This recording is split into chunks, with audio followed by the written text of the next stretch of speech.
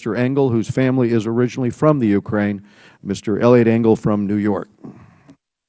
Thank you very much, Mr. Chairman. Deputy Assistant Rubin, Assistant Administrator Alexander, Deputy Assistant Secretary Singh, thank you for appearing before the committee today and for your tireless efforts over the past several months in support of Ukraine.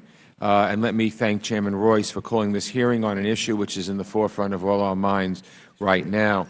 Since 1991, the U.S. has strongly supported a democratic, prosperous, sovereign Ukraine, and in keeping with this commitment, we supported a peaceful, negotiated resolution of the recent crisis there, as hundreds of thousands of Ukrainian citizens came out in the streets of Kiev and throughout Ukraine to express their desire for a more democratic and just state. The recent selection of a new interim government signaled that Ukraine was back on the path toward stability in political and economic health, but instead of welcoming this event, as was the case in the U.S. and Europe, President Putin has reacted in a very different and very disturbing manner. So let me be clear. President Putin's aggressive military actions in Crimea flagrantly violate Ukraine's sovereignty and territorial integrity. They violate international law, and they violate Russia's commitments to Ukraine. They are deeply destabilizing and have serious implications for security in Europe. All of us should be profoundly concerned about this. And furthermore, his justification for this aggression is completely unsupported by the facts. There have been no persecution of Russians or Russian speakers in Ukraine. All credible observers agree on this point. So I believe this is a critical moment. The U.S., our European allies, and the international community must stand up for Ukraine's unity and territorial integrity.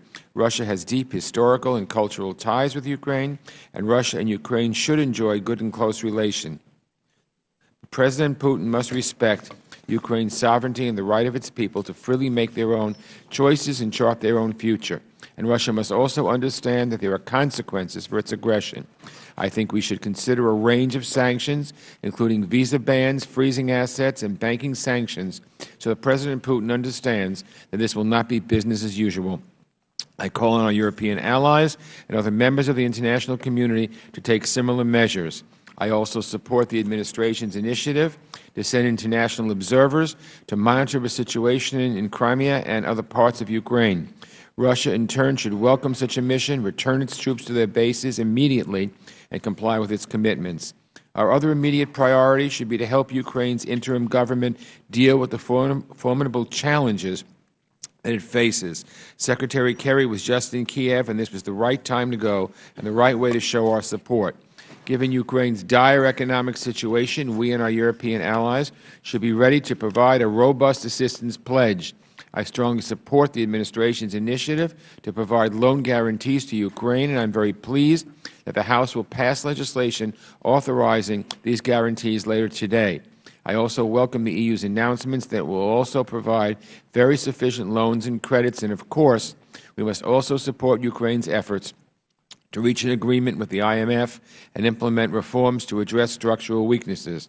We should also provide additional assistance in areas of urgent need, such as to help Ukraine recover looted assets, combat corruption, conduct free and fair new elections, increase energy security, and counter politically motivated trade actions by Russia. With regard to this last point, I also believe we in the EU must steadfastly support other nations facing similar Russian pressure, such as Moldova and Georgia. As Ukraine's leaders restore stability and order in the country, I urge them to reach out to all groups and regions and to work together to build a tolerant, pluralistic society.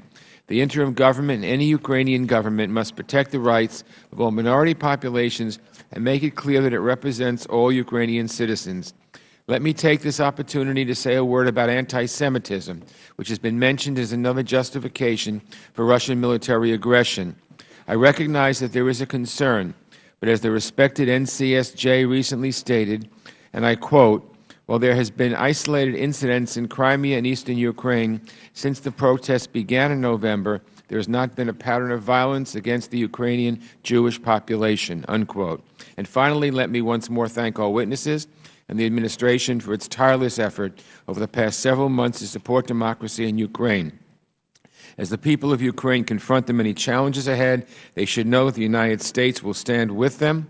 We will support Ukraine's sovereignty and territorial integrity, and we will support Ukrainians' aspirations to build a more democratic, prosperous, and just future for their country. Thank you, Mr. Chairman.